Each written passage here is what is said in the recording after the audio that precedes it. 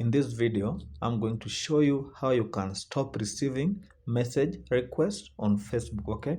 If you're a subscriber in this channel, you know very well that we don't waste time. We just dive right into the content our viewer is looking for, okay?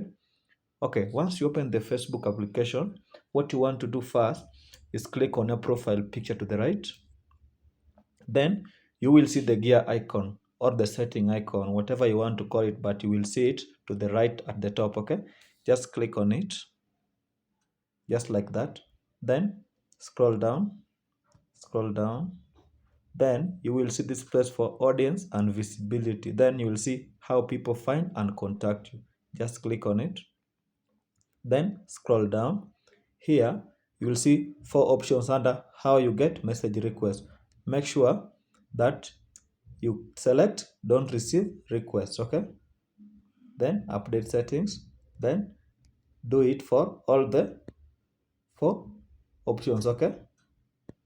By doing this, you will not be receiving random message requests on Facebook. Thank you for watching. If you found value in this video, please remember to like it and subscribe to the channel so you don't miss when we upload the next valuable video. Thank you.